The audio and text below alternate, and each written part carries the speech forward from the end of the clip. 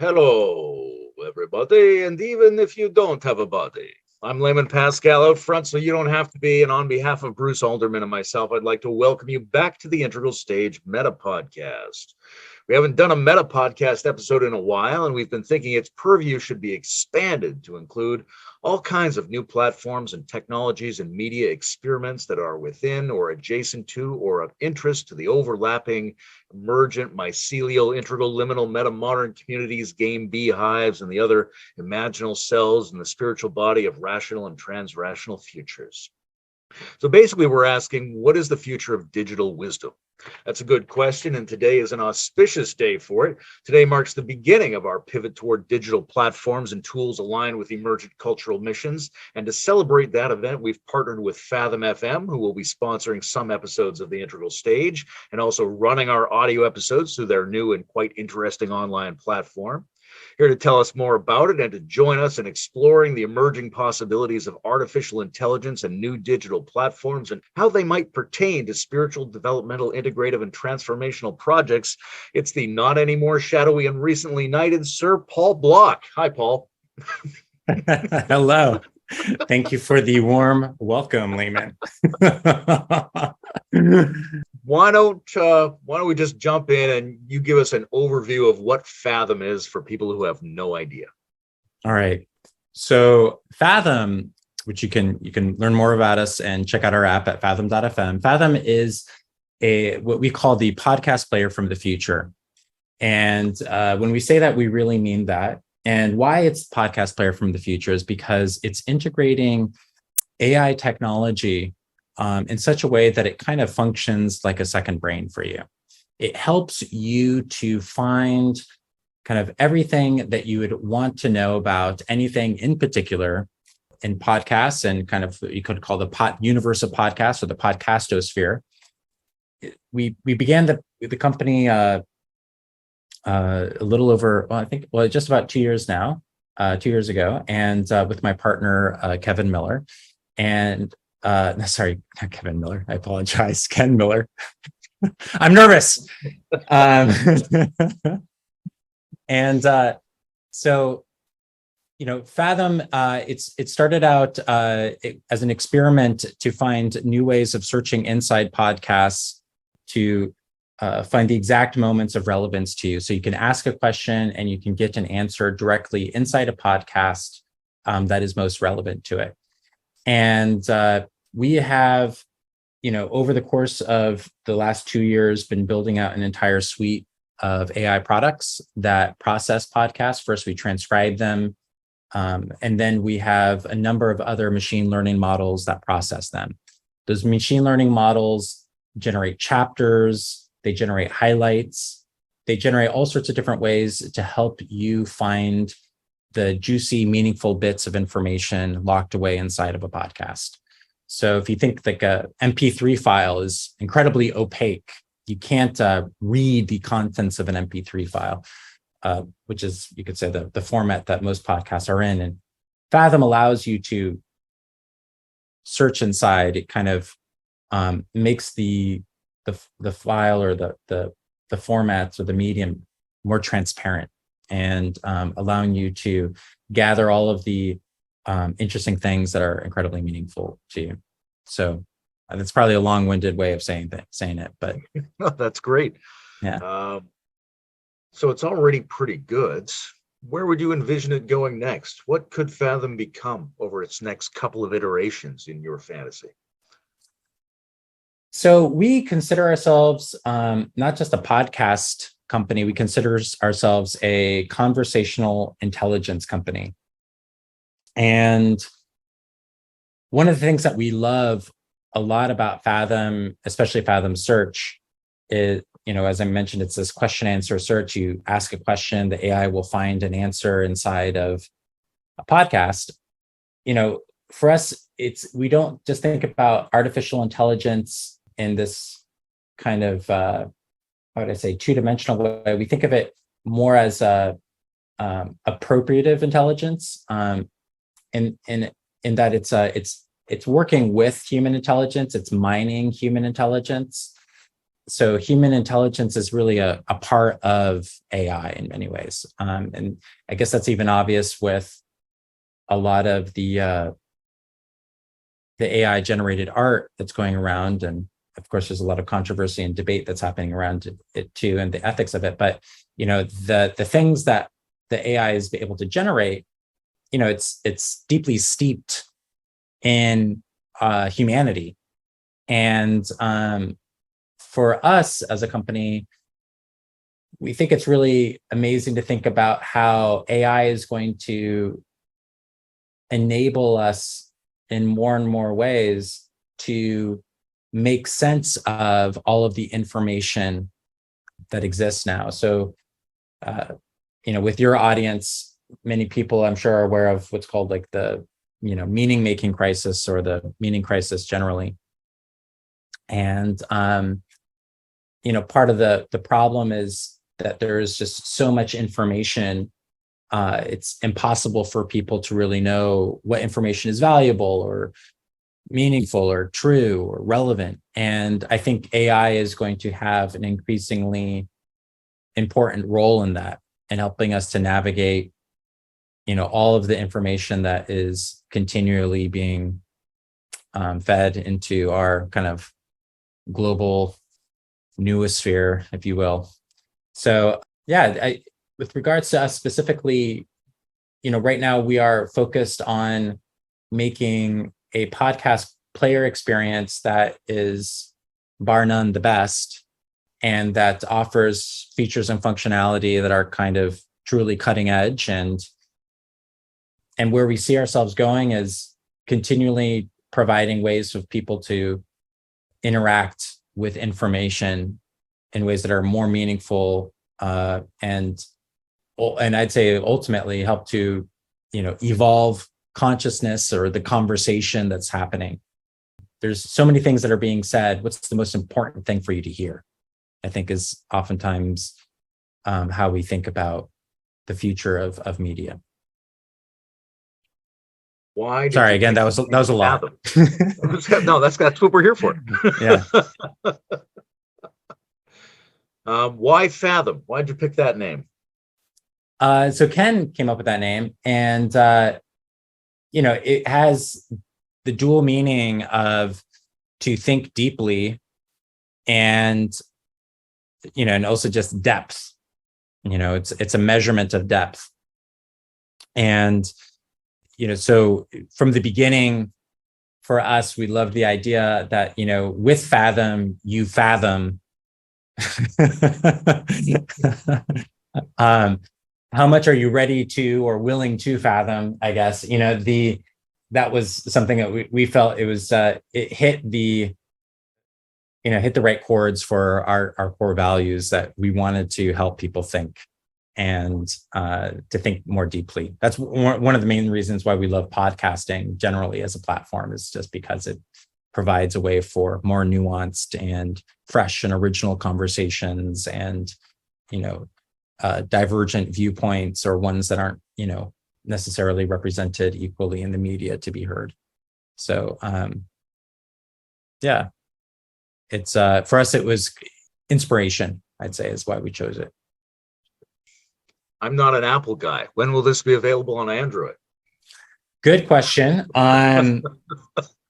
We've been working on it for some time. So right now, and I'm sorry that you probably feel like a second-class citizen.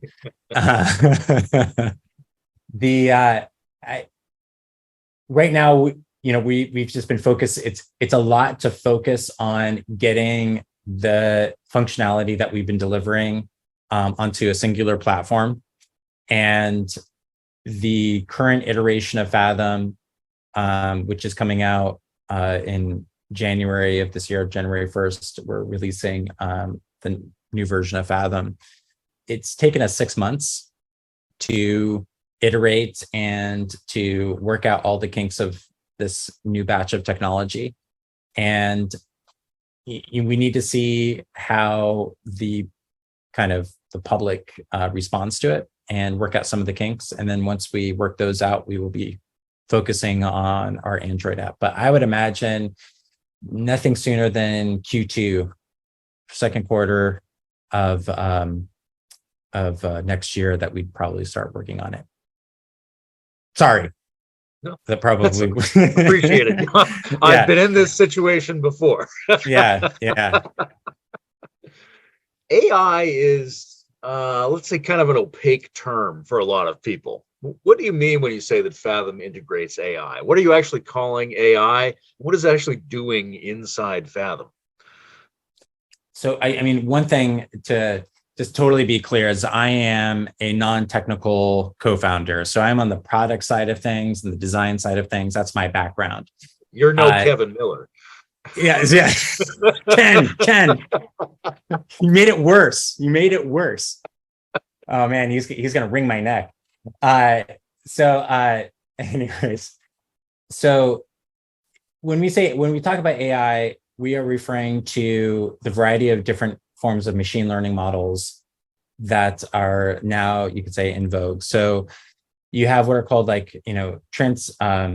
these various forms of neural networks, and we use a number of I hope I'm using the right terminology, transformer neural networks that essentially you train. It's a, the kind of the future of, you'd say, software development in many ways is kind of like training the computer, training a neural network to think in a particular way and to recognize patterns in a particular way. So you're kind of creating this neural network that has the ability to specifically see an input and kind of like replicate it. The way that we're using AI, it's not like we have like a singular AI that we're training. It's a series of different machine learning models. It's a series of neural networks that we've created, and they kind of all work in concert together. And interestingly enough, very similar to how the human brain works, that you have different centers that are processing different kinds of information and then passing that information back and forth with one another. So in our case, just to give an example, it's like we have one neural network that transcribes a podcast and kind of like makes sense of the audio. So it listens, if you will. It's able to understand the audio and turn it into into a transcription so that other neural networks can better understand it and read it. It's used like Buddhist terminology. That's kind of like ear consciousness. And essentially with that, there's another neural network that then reads it. It reads that transcript and throws off all of these ideas, these thoughts that it has about what it's reading. And each of those thoughts exists in this kind of hyperdimensional space. And that allows us to do all sorts of interesting things with regards to, locating similar ideas, using calculus, finding the cosine distance between kind of like two ideas. Then we have like another machine learning model that understands your question. So like, let's say you ask a question like, hey, what's the meaning of life? So it understands the question. And then this other AI, that kind of read the transcript, it kind of functions almost like a subconscious mind, and it feeds answers to this other model. And we gave them names. One's called Thinky. So Thinky is the one that generates all these ideas based on the transcript, and the other one is Smarty Pants, and Smarty Pants thinks it knows everything, but really it's Thinky that knows everything. So Smarty Pants understands your question and it gets all the answers for you, but it doesn't really understand where the answers are coming from. It's coming from Thinky though. And so yeah, it's when we talk about AI and machine learning, we're using a lot of like kind of the most recent research papers to build a lot of our models, and we're it's not just one AI model that's kind of like monolithic. We're kind of like training different little neural networks or minds to function in particular places, and they work in concert together, creating, you could say, like byproducts. Well, not just byproducts, but products that are useful for us to, find which podcasts are going to be interesting for you, find episodes that are similar to one another, et cetera, et cetera. So yeah, I don't know if that answered your question. And again, I'm kind of a non-technical co-founder, and Ken is a much better person to explain these things. But that's kind of gives you a sense of it. Yeah, it gives me a bit of a feel. And what I like about that description is that it reminds me of how I imagine human consciousness functioning, right? We seem to have a number of different intelligence modules that work together, left brain, right brain, and stacks and all these kinds of things. And I think that a part of what's going on in the world, spiritually, psychologically, socially, technologically, is this move to understanding that there was an interactive plurality in a lot of the places we used to think there was just one thing. But that's not a question. That's okay. They don't let it be questions. Right. Yeah, I mean, yes, exactly right. I mean, I think it's interesting because, well, one, I mean, by artificial intelligence, we're not saying that, Fathom is alive and has sentience. That's a whole other thing. And I don't know how much your listeners understand the difference between, kind of sentience and sentient AI, which is a completely other thing, and what we're doing and what the kind of revolution in artificial intelligence technology has been, and it's a lot of what's going on right now. And I think Ken would say it's, a couple of years ago, it's kind of we hit like the iPhone moment of artificial intelligence. And, and just in the same way the iPhone, when it came out, just kind of revolutionized what a phone would or could be. And AI is having that moment right now. And, in many ways, we've entered into this new era of how to build software and understand that there's so many aspects of the software kind of new paradigm that we don't really totally understand the implications of. And that's, as I mentioned before, that's happening in the whole debate around AI generated art. What is it? Is it art? Is it not? Who owns the art? Are you an artist for using a prompt to generate art? Is it stealing if the AI model was trained on, artists' images, et cetera? Nobody saw kind of that coming, really. Nobody understood, back in the early 2010s, the impact that AI art was going to have. And the moment that, like just over the last year, there's been kind of an exponential curve of the quality of AI art. And where now it's like, it hit this point where we've realized we can't catch up with it. Human artists can't catch up with AI at the rate that it's going. And in many ways, that's going to be the case across so many different sectors, so many different industries. And it's going to be incredibly disruptive. I'm not trying to paint a picture of doom and gloom. I don't think that it, as disruptive as it's going to be, it's also going to be pretty miraculous in what we as a civilization will then also be able to accomplish collectively.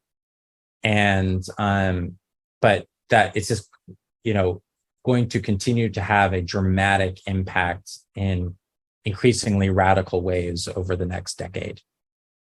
Where we are as a company is this kind of like, we know we're at the beginning of where AI is at with regards to conversational intelligence. We're a company that is helping you to kind of find meaning in the sea of information.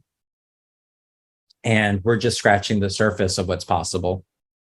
And, it's anyways, it's going to be a wild ride. I don't know where I'm going with this, but it's it's just going to be it's going to be a very interesting decade. Yeah, there's an uncanny thing emerging here that we need really good tools to help us navigate through. I remember 10, 15 years ago, something like that. I was playing around. Stephen Wolfram had this thing on his website where you could generate new music algorithmically, Right. like completely novel and in different styles. It wasn't that great, but you could hear a piece of music that a computer had written that no one else had ever heard. And it was fun, and I liked playing with it. And I had this flash that's similar to what happened a few centuries ago, where basically everything we would have called music was now what we call classical music. So kind of like all of it was collapsed into one specialty genre. And I thought, that's going to happen with human music. Right now, we assume that's all of music and it will collapse to a specialty genre. But if people can just push a button and get more of any kind of music that they want generated at the push of the button, what kind of world is that? It's a world where something like magic, becomes our resurrected navigation tool. But we need to have good forms of magic, which I think you guys are working on with cultivating conversational intelligence that supports depth. Let's ask something like, what do you listen to when it comes to conversations? What are your podcasts that you go to, whether for your chill out time or whether you want to know what's going on in the world, what people are thinking? Like, where do you tend to go? I mean, I, like many people, am a huge Lex Friedman fan. And I think that Lex is such a beautiful human being. And I'm super happy that his podcast especially has had such great success. Because I mean, in many ways, Lex, he is an incredibly humble and smart person. And it's very rare to find those two together.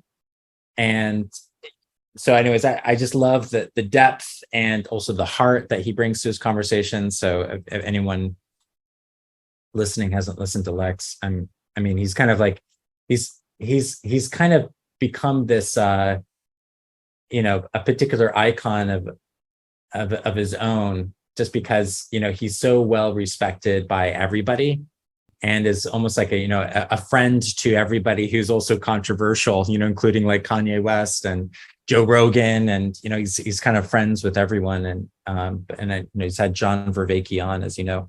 So yeah, he's one of my all-time favorites. I mean, I have had some guilty pleasures as well. I used to like listening to Call Me Daddy, which is I think that was picked up by Spotify, and some of the other ones I really like. I love there's Theories of Everything. That's a great one. To be honest, using Fathom, one thing that's really fascinating is you end up following, over 100 podcasts. So sometimes, like essentially, like once it learns the kind of content that you like listening to, it will start recommending you like episodes that have it's high relevance to your particular interests. So I'll be kind of like flipping through and find new podcasts continually where I'm like, ooh, that looks really interesting. That looks great. So a lot of times, like when I'm using my own product, it's a discovery experience, and I will just start listening to something that just looks, just looks interesting. One thing that's nice about the podcast world is there's somebody talking about anything or into everything at any moment in time. So, whatever my pet interest at any given period, you can kind of find a conversation about it. To go back to some of my favorites, I love Sam Harris. I think he's a great thinker. It's always fun to tune into Integral Stage, and that's a few. Yeah. How about you? What do you listen to? Yeah, I listen to a lot of Lex. I listen to like a progressive news guy called Some More News, Cody Johnson. He's just the way he languages is very entertaining. I'll tune into Brett and Heather on Dark Horse sometimes. Actually, I've really been enjoying Video Archives, which is Quentin Tarantino and his friend Roger Avery, who used to work at a video store when they were kids. They got the VHS cassettes and they rewatch on VHS the movies they had at the video store and Oh then do a yes, deep yes, dive yes, yes, yes, commentary on yes, each yes, one. yes. Yeah, It's yeah. pretty engaging because their sense of the nuance of film is so rich. What about aesthetics? Do you have any sense of the emerging aesthetic that the internet's moving towards? Because it seems like there's, on the one hand, there's this drive to become super professional and glossy and more like TV and that kind of Instagram mentality where you're trying to really present an engaging face that people will be impressed by. Then there's this other drive to be more amateur and more casual and let the cat walk into the shots and that kind of thing, which seems very podcast friendly, very internety. And then there's this really challenging, like 4chan and Tim and Eric, and like our kids are constantly using Snapchat mods to just make themselves look disgusting and distorted constantly. So there's like an amateurishness and a professionalishness, and then like a deliberate distortion thing. Where do you see the style of this stuff going over the next few years? That's a good question. I mean, probably everything all at once is probably the answer. I mean, it's interesting, there's been kind of this trend towards like neo-brutalist design online, and that has also been, reflected in popular culture. And, it's a kind of, it's like where ugly is pretty. I don't know how to describe it exactly. I think that it's kind of like, it's like, I think it'll just continue to be what it is, where it's like everything that can be expressed will be expressed and will get and will be continually refined and transformed, is my sense of it. And I'm sure we are going to start experiencing, things we even see within fashion, which is that, things that were fashionable 10 years ago but aren't fashionable today will get upcycled, in another 5 years or 10 years. And, we'll probably see, repeating patterns. I remember when I was in high school, bell bottoms were in again, and it's like, oh, wow, cool. Didn't see that coming. I was wearing like the kind of like the raver parachute pants, and bell bottoms were also cool. And I imagine that we're going to see these kind of seasons aesthetically, also express themselves in the grand recycling center, which is popular culture. I think, like, with regards to how we are going to interact with machines in the future, I think that, technology like what we're building at Fathom, and also like what you're starting to see with like Chat GPT, it's reflective that it's like everything's going to become kind of a chat interface. I do think that in the future, very soon, when you are searching online, like using Google will probably go this direction. When you ask a question, AI will basically aggregate an answer for you. And, in our case, our search allows you to ask a question and then it aggregates, the specific answers for you. Just, again, like I said, it's like it appropriates human intelligence, appropriating things that other people have said to answer for you. So the AI doesn't itself know it, but it's finding what other people know. And I think that that's probably going to be the format increasingly, is machines are going to get better and better at having a conversation with you. And that's, anyways, it's just going to be a paradigm shift with how we interact with technology.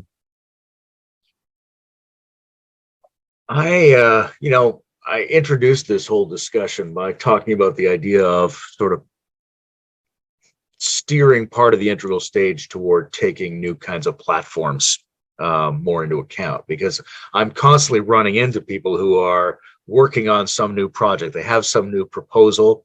And as much as I'm interested and as much as I feel like it's really important, there's a limit beyond which it's difficult for me to track. I come in like a lot of people do into this space through spirituality and psychotherapy and social change movements and big picture discussions. And I think a lot of people are in the same situation of going, I know there's something about structure, something about algorithms, something about platforms that are absolutely essential. We're not exploring them and appreciating them well enough, but it's really mysterious for a lot of people. A lot of people have a hard time making any visceral sense of what's going on in that dimension of life. I guess a question I would ask in this area is what other platforms are you hearing about that you're actually excited about? Other kinds of projects that people are working on outside of Fathom, and you go, oh, that's really interesting. I hope that works, or I'm really interested in seeing how that one turns out. Where are you excited about the leading edge of platforms? Platforms, right. So I guess you're kind of, I mean, everyone's become increasingly sensitive since Elon bought Twitter, right? And I guess, since the last election or the last two election cycles, with the impact that Facebook has had on our election, or because of the spread of misinformation, I think we all saw, in whatever way, varieties of misinformation shared across Facebook, and kind of got pissed with the platform in one way or the other. And a lot of people have become sensitive to censorship, etc. I mean, I think that actually both Facebook and Twitter have been doing a pretty good job of monitoring their platforms generally. I can only imagine the size of the problem of, administering, a platform that has literally billions of people on it. So I think in some ways people don't give enough credit to Zuckerberg, to Mark Zuckerberg, or to Twitter, and I think in that way also, I don't know if Elon gave enough credit to them. And in my view, oftentimes, a lot of people that have been critiquing these platforms and saying they're abusing fundamental rights, I kind of think they come from this sort of privileged neo-libertarian perspective that believes that no rights of anyone should ever be infringed upon, and it's this kind of like neo-libertarian anarchism that comes with being super rich, apparently, and I imagine once you get a lot of money in your pocket, you feel that you don't need anybody telling you what you should or could do with anymore. And anyway, so I don't really know exactly how to answer your question. I think that there's been a lot of different things that have been tried. And I think that probably now more than ever, people are probably willing to make some sort of jump to some sort of new platform. Marshall McLuhan famously said, the medium is the message. And, and it's interesting to think about how, like what message do the current media platforms, social media platforms represent? And, especially it's interesting to apply that to TikTok for sure. And the challenge I think ahead of us is really just to find, what is going to be that, platform that makes the most sense, and that also can be, I think, appropriately policed. I'm not against, in the same way that not everyone should have access to an atom bomb, maybe not everyone should have access to a media platform that allows them to spread all of their ideas across the world. And I don't mean to sound like I'm advocating some sort of fascist social media platform, but I think we have to be very reasonable about what our expectations are of all the various value systems on the planet, and that a lot of them are not, there's some value systems that we don't exactly want replicating,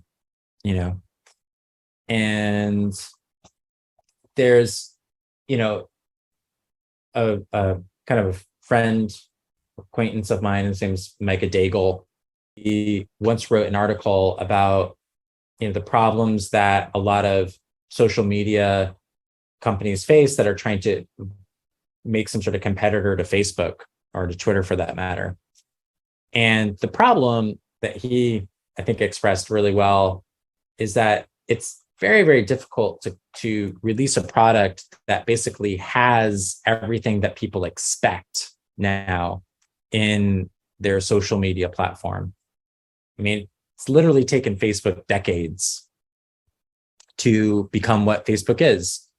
Very few companies have the time and the money to sink into creating this new social media platform that's unproven, that you don't know if people are even going to want to switch to it. So it's very difficult to even create something that's hypothetically better. There's different tries that have been had. I know Wikipedia even came out with a version. Oh, I can't remember the name of it now. But there's been Mastodon. There's been Diaspora. These are kind of decentralized social media experiments, if you will. And I think the most distributed social media platform, interestingly enough, is podcasting. It's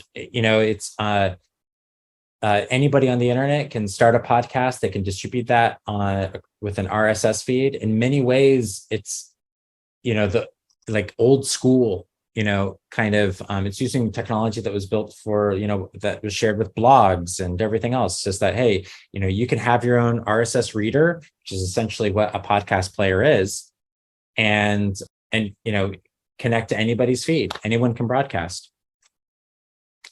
It's interesting because I think that more and more, I wouldn't be surprised, and I think that podcasting is going to become increasingly appreciated, and as something that has kind of been around and that has facilitated deep and meaningful conversations across the internet. It's been kind of like the ham radio of the internet. Yeah, but anyways, with regards to like other projects that are ongoing, I mean, it's going to be interesting to see what happens with Twitter. With regards to anything else, I don't know if anything like truly excites me, and that I think that anyone that I can turn people on to. There's been numerous cryptocurrency, tries at some sort of social network. I think there's one called Voice that was coming out, but I think it was just vaporware. Nothing came of it. I recall, I don't know if you remember, do you remember Zods?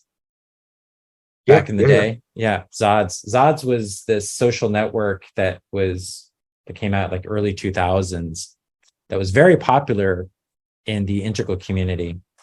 And it was interesting because it was during that time when, these kind of like smaller social networks were still a thing.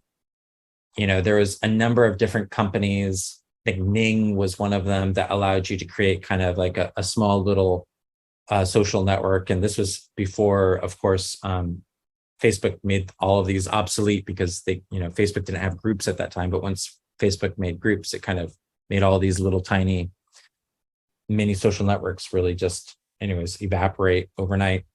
But Zods was an interesting experiment. It was one of the first kind of spiritual social networks out there, and got bought by Gaiam, and then I think eventually just folded, and then Gaiam rebranded and somehow turned into Gaia, which we all know well today as the largest proliferator of Arcturian and Atlantean propaganda across the internet.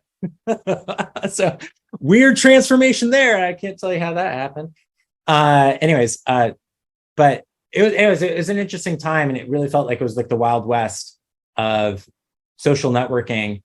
I think it's going to be interesting to see if perhaps the future is going to become more and more these distributed, decentralized social networks that are kind of using a protocol. I think Jack Dorsey has been saying he's been working on something like that, but I don't know exactly what that is. I haven't really been following it. For me, a little bit like I've kind of taken to the sidelines, and I'm burying myself in my own work. And even with regards to Twitter, it's just been like, well, we'll see how that turns out. And I think that, again, Facebook as a platform it's just like it's huge, it's mammoth. And and Mark Zuckerberg, I mean, you got to give the guy credit for just like even having the chutzpah and patience to see it so far, and that he obviously believes in something. And I actually I applaud some of, a lot of people. It's kind of like once anybody becomes too popular, it becomes subject to kind of this collective cyberbullying. It's like we love to hate people we used to love. And Elon Musk is one of those people now. And Mark Zuckerberg, he's one of those people. He's been one of those people longer than Elon. Kind of like anybody in the spotlight that we go, wow, what an amazing guy. No, hey, give him 5-10 years, we will find a reason to hate these people. And Mark, for all the crummy things that he's done with Facebook, I think that he's done a really good job. His whole, I think, dream of the metaverse, it's like, hey, cool, man. He is trying to fuel his company with larger dreams and ambitions, which I think that's great. It's not like he's like, nope, we're sticking to being this ad machine, and just generating money from ad revenue on Facebook. I think, I applaud the fact that he's been trying to have a larger vision for what the internet could be. So anyways, that's my rambling answer or I don't know, man. What, you probably know better than me. Chatbots. Well, it's all going to be chatbots all the way down. Turtles and chatbots all the way down. There's a flip side to this discussion of media and technology. Like, McLuhan's gets all this credit for the medium as the message, that basically over time the interface structures us much more than the content we're accessing. And the way the interfaces have been structuring us for the last little while has contributed to this massive sense that almost information itself is unreliable, right? There's a meaning crisis, a crisis of trust. You just see too many signals. You see how easy it is to tweak them. You see how deceived we all are by them. And so that's one of the reasons why we need like a meta level interface like Fathom to try to put some sense back into that, a medium for the medium, so to speak. And we were just talking about platforms, right? The struggle to try to bring some sense back into that. That's on the sort of external systematic side. There's also the internal side, which is how do human beings, given the situation that we have, act with these systems in a reasonably healthy way? Like you could say, well, here's a whole bunch of signals coming to me and they're all propaganda and they might not even be coming from humans. So we might need some external thing to police that. But also internally, why do humans simply err on the side of trusting the message? Why is there no gap between our reaction pattern and the incoming signal? Why do we assume as a default that if it looks like it came from Aunt Mary, it came from Aunt Mary? Or if it looks upsetting to me at first glance, it probably is an upsetting attack on me. So how do you think about the psychological way of being that's required for us in front of these technologies, given the uncertainty about how the medium is going to be able to structurally police itself? We're trying, but from the point of view of individuals, from the point of view of raising kids, from the point of view of giving out spiritual teachings, what do you tell people about how they should be interacting with media these days? Yeah. Wow. Okay. Well, that's big questions. So, I mean, theoretically, from a certain perspective, technology, it facilitates all sorts of different ways for us to interact together. But in many ways, it's like, it's not anything that we haven't been doing since, the phone. This is like, even what we're doing right now, it's just like a fancier version of a telephone. And, and what is Facebook? It's another like fancy iteration on a telephone. In many ways, right, it's like we are still exercising this capacity this way, and we're adding asynchronization. Okay, we're adding different ways of kind of mining information, and now it's text. It's not just voice, et cetera. It's like text is like, what is that? It's a letter. It's like we've had the ability to send letters back and forth over the mail. It's just the instantaneous nature of it now, and the fact that it can just go around the world immediately, right, or spread to everybody immediately. So there's a sort of like power reach, that's been added to it. The morality, I think, well, one, it's like, so with that, there's a question I think that maybe is not the correct one. Well, let me put it this way. Oftentimes we're looking for technology to like solve us, like solve our problem, our ethical problem. It's like, hey, are we going to build AI? And maybe we could like, maybe AI, we're all scared of AI. Maybe we actually, the reason why we fear AI is because it becomes more ethical than we are, and we can create AI that is basically like a friend to mankind, but that everybody, eventually learns to love to hate, because we consider it oppressive just because it's ethical. It's like, no, I'm not going to send that inflammatory email. I've read it, and it's like,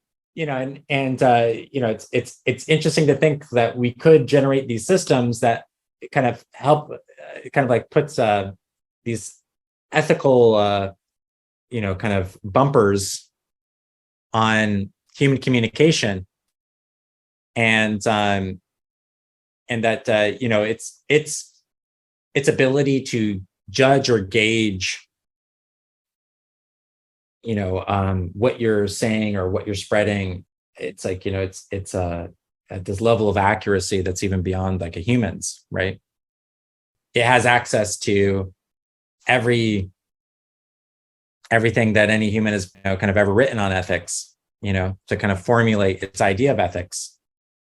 And that before you can even interact with anybody online, you don't realize it, but some AI is reading it and evaluating it and seeing like, hey, how worthy is this to spread to 1 million people? I don't know.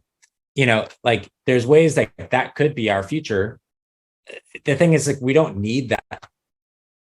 And that's part of like the tragedy of our condition in some ways, I guess, is that we're always looking for something else to take kind of like responsibility for the human condition. Will we ever like find like the formula to solve the human condition, or, create a new tool or a method, or et cetera, et cetera? I guess that's, part of the, it's a fallacy that even expresses itself in spirituality endlessly, right?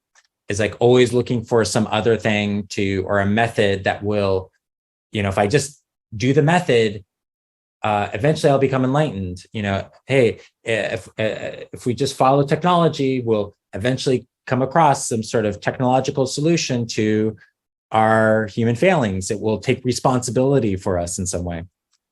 And, perhaps nothing will ever be enough until, we have, ironically, Elon Musk's Neuralinks implanted in every one of us. And, now we're just well aware of every thought that every human is having, within a particular distance, perhaps. And we all recognize that we all have the same thoughts, feelings, impulses, et cetera, and that the whole of the human condition is utterly impersonal.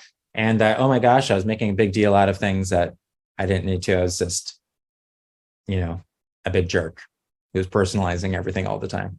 Okay. And then we solve it. I don't know. It's interesting because I think that it's very hard to judge or gauge the impact of technology because back in for instance, in the 2000s, everyone was just like techno utopian. We all believed and thought that with the advent of social media, this was going to be the way in which humanity was going to, evolve consciousness, and we were all on the threshold. Zods was going to be the thing, perhaps, that evolved spiritual consciousness on the internet, and it did not, and nor did Facebook.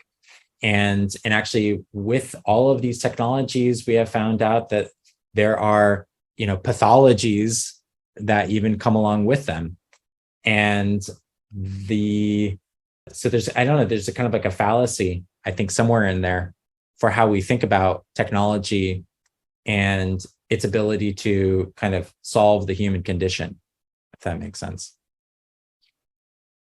Does that track with what kind of like your? Yeah, it does. I mean, it points to one of the problems. It points to the necessity of there being an internal solution as well as an external solution.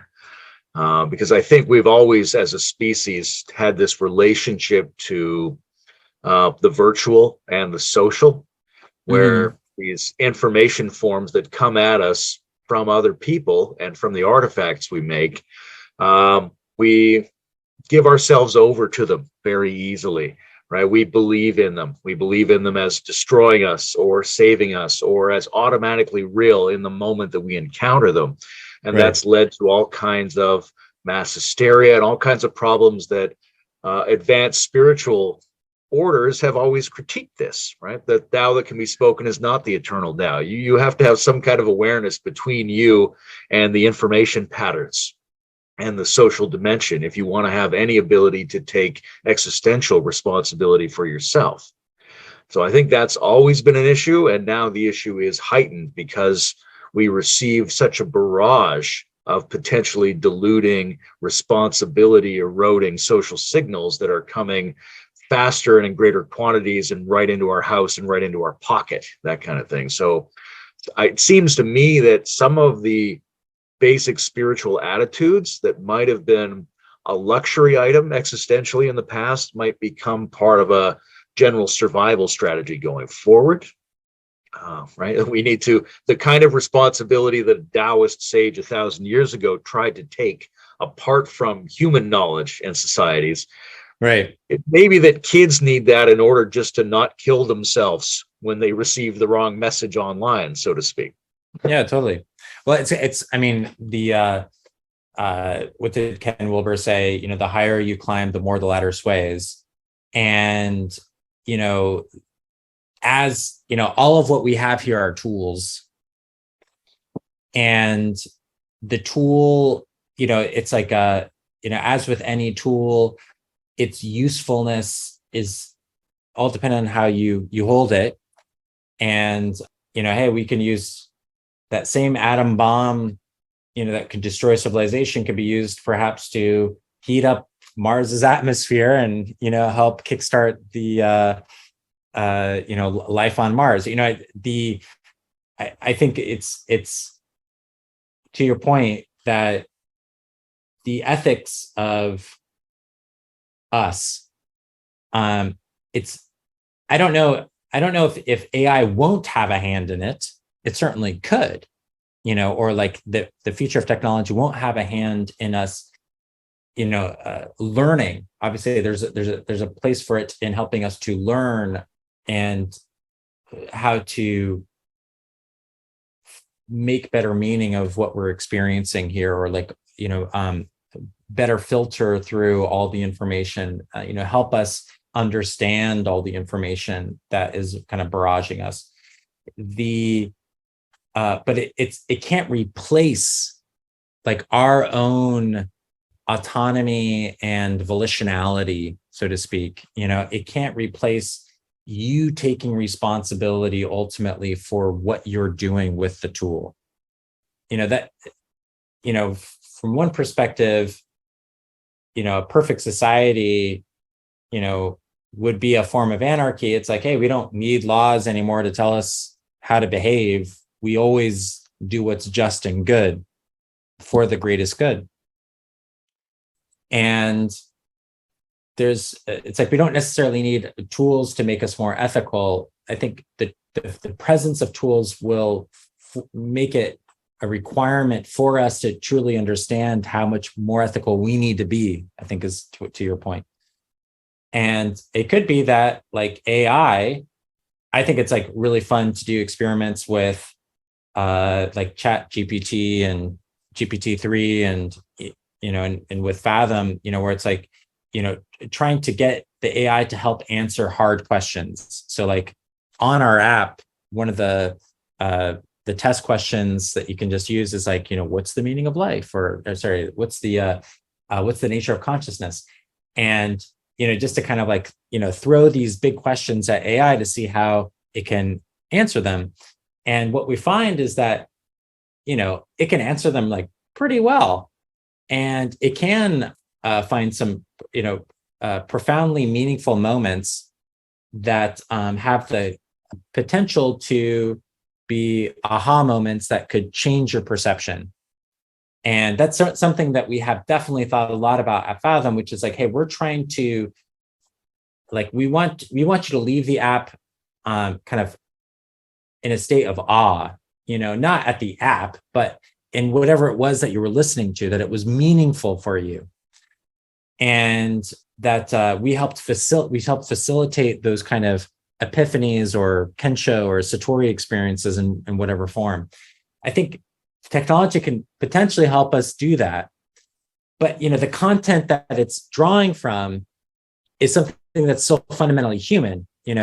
Whatever AI is, it's got its roots in human thought, in the human mind. Anything that we are making with regards to neural networks, right? It's still based upon human patterns, human thinking. It's just helping us to perhaps, find the patterns that we didn't see, to consolidate the information in a way that makes it easier for us to digest. And again, I think those are like, I think it might be something that just evolves naturally. I don't know if it's a requirement, but the one requirement that is the case, though, is just like, we do, I think, to your point, have to be more ethical. There's, when we all have the kind of this power of the atom bomb of communication, it's how ethical are we? It does bring all that into focus. So, yeah, what are your thoughts? Where is it all going? It's really hard to gauge, because I don't think we can get an intuitive sense of what the upper limit of the intelligence capacities of these systems are. I'm not sure we're evolved in a way that would be able to let us know. It completely, what we're facing now goes against all of our learned instincts about what tools are. And we don't know how, right? We're at a point where it's very useful, and it's kind of creepy how close it is to us. How much further can it go? Are we looking at the limit, or does the limit go way past that? I think the answer to that makes a big difference in terms of where it's going to go. I don't think we're never facing technology as an alternative to the human, right? We're looking at what humans made and what's infused by humans and used by humans and full of the information and experiences of humans. Right. So I think our sense of ourselves and our ability to be human is, in a way, a gate on that. Like, the more we can understand what it means to be human and bring that into the systems, the more humane they will be back to us. And if we can't do that, then we will inherently misuse them and structure them in ways that will echo our own inability to be what we are completely. Right. At the same time, there may be, like when you look at that Stephen Wolfram stuff, you look at, say, complex algorithms, and they're showing you patterns. They go, hey, maybe even most of the patterns in existence are not patterns that human brains would recognize as being patterned. They're not computationally reducible. So it may be that there's that, what I don't know is how general our intuition is. And there's various degrees and capacities of intuition. We can get better or worse at it, it seems. But has our intuition developed in the niche of the cosmos, right? Such that we have a general sense of how things work, or is it really specifically adapted only to the niche of one part of one period of the planet Earth, and that most of the patterns that constitute reality are patterns that our species and our life on Earth have never encountered? In that case, computational engines might find that the majority of reality has nothing to do with what we experience as even orderly in any sense, let alone something we can work with. And that may contain horrors and mysteries and things that become more like an H.P. Lovecraft novel. That's what I was just thinking when you said that. Dark horrors. It's like, whoa, man, that's some Cthulhu stuff right there. Here's a question that is clearly not answerable, but fun to ask anyway. Go ahead. Before you move on, because I think like it's the interesting question is like, will we create something that is more objective than we are ourselves? That I think that's like the promise of AI, the promise and peril of AI. Because I mean, it's almost like, are we ready yet to see ourselves in the mirror? Because hypothetically, like what AI can do is, it's basically, it's like it can think outside the human box eventually, and perhaps reveal our own kind of myopia or bias that we have, just in terms of how we even think or consider existence. For that matter. And, I think you probably appreciate that, you can meditate and be absorbed in,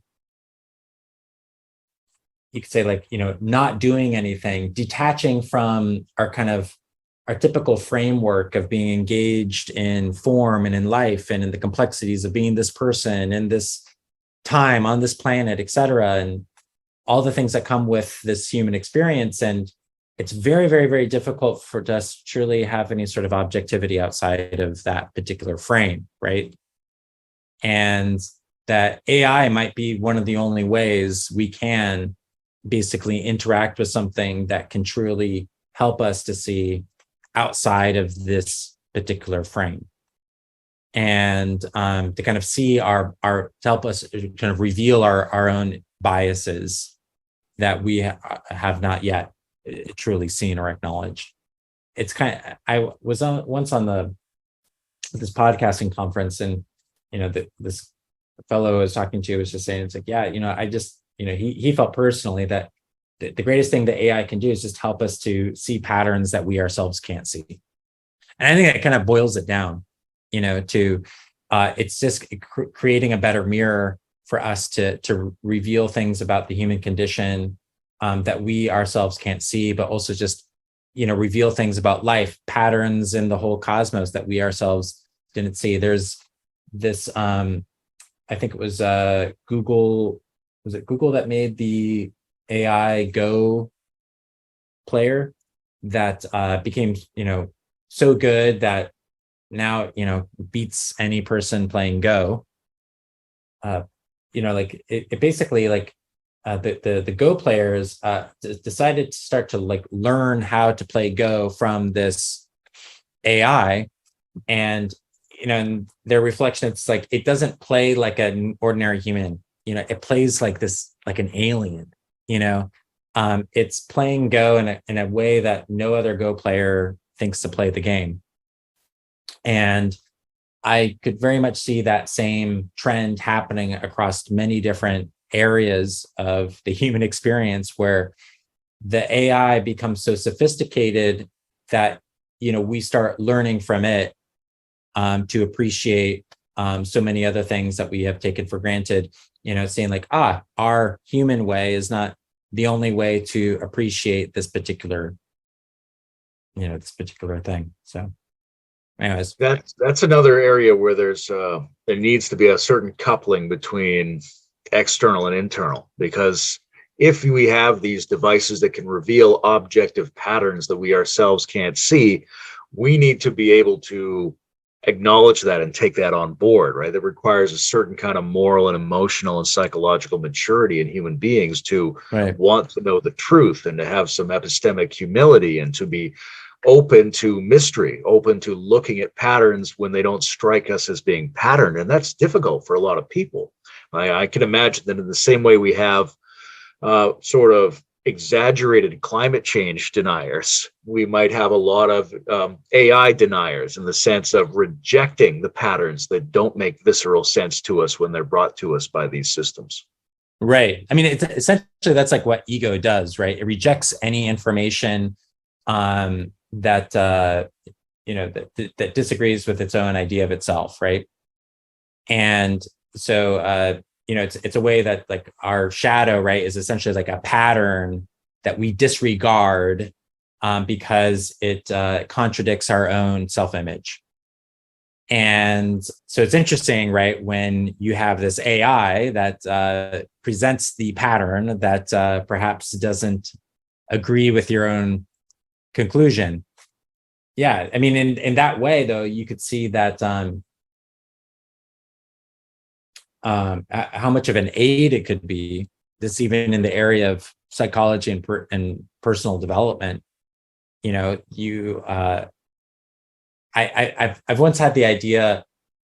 I'm sure you, like many other people listening, you've had a conversation with a friend where you're trying to point out something perhaps that's kind of in their shadow, some behavior that they have that they haven't seen. And oftentimes they get really angry with you. They don't want, there's a resistance to acknowledging it. And it makes me think sometimes that, we all should have some sort of like recording device that would actually record everything that we would say over a period of time, or, how we actually behave. And then, we would force ourselves to actually like see those patterns. You kind of have to like group them all together and, see something repeatedly. AI could actually do that, where it's like, hey, the AI can like see a particular pattern. It can find all the instances of that pattern of you talking in a particular way and say like, oh yeah, hey, it's like 95% of your day, you're kind of ruminating on some sort of problem or whatever, and in a way that you didn't really notice. It's interesting to think about how it could be, in addition to having some sort of relationship with a spiritual teacher, perhaps in the future, you have your secondary AI guru, who's this kind of totally objective,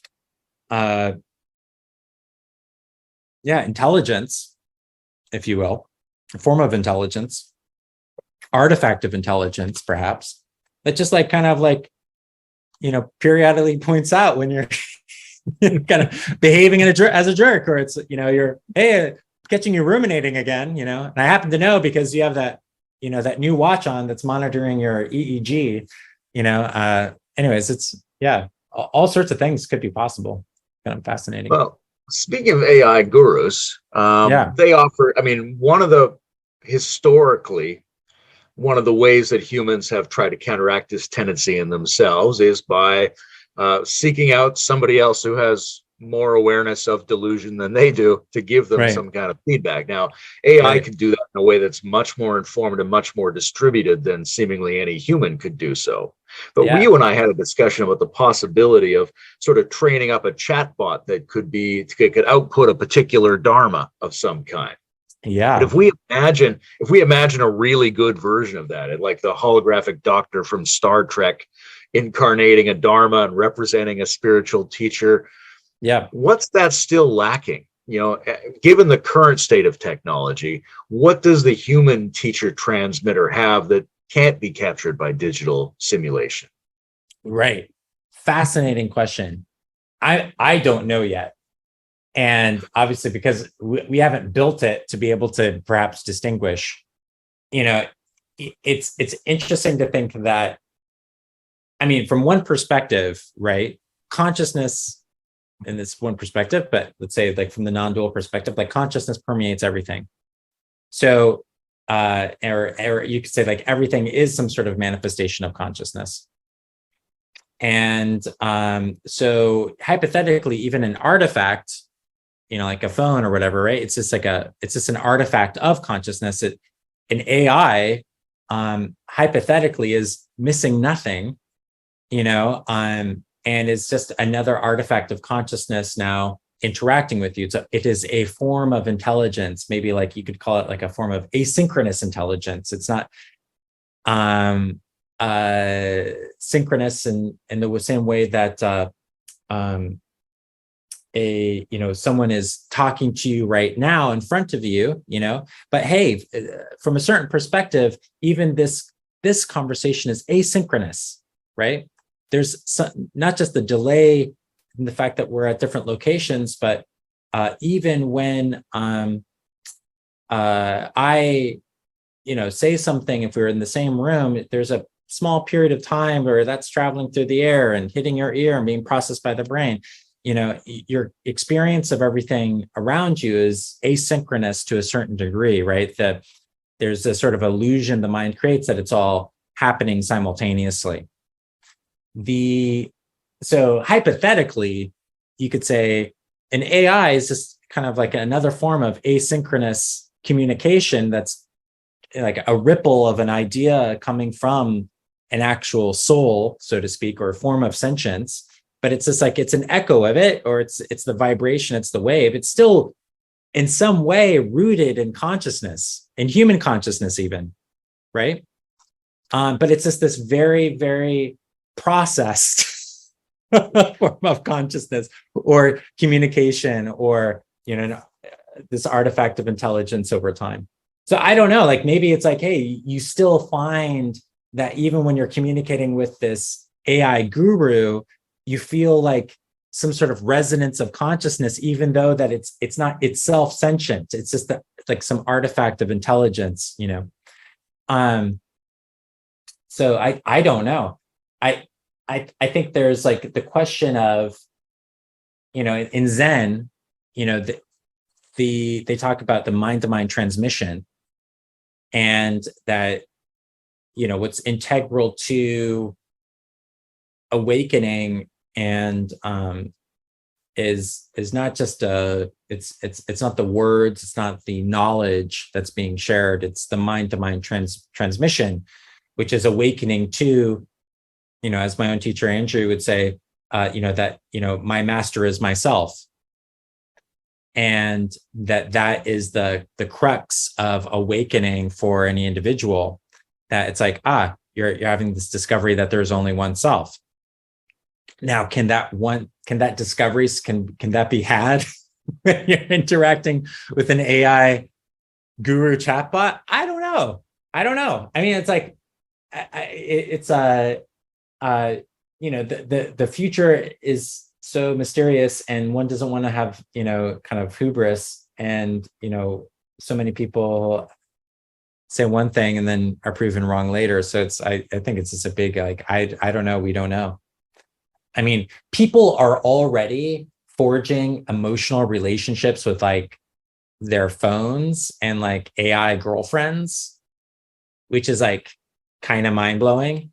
So the question is like, how much of your potential to be awakened by an AI is this dependent upon like your capacity to forge a intimate, emotionally available relationship with it? I don't know. Again, these are like things that I think we're, probably over the course of the next 50 to 100 years, definitely exploring.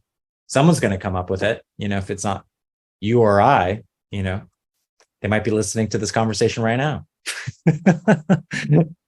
Well, let's leave them there with that then. The huge unanswered spiritual technological question of the next 100 years. Yeah. This has been terrific, Paul. I love the journey that our conversation has taken to get to this point. Thanks very much. And we're very excited to absolute go pleasure. ahead and semi-symbiotic with Fathom. Yeah, no, really, really happy to be here talking with you. It's been great just even getting to know you leading up to this interview. And anyways, I'm really enthusiastic about all the things that you guys cover, both you and Bruce. And anyway, so you have my blessings, and I really hope that your words echo on into the future, enlightening generations to come.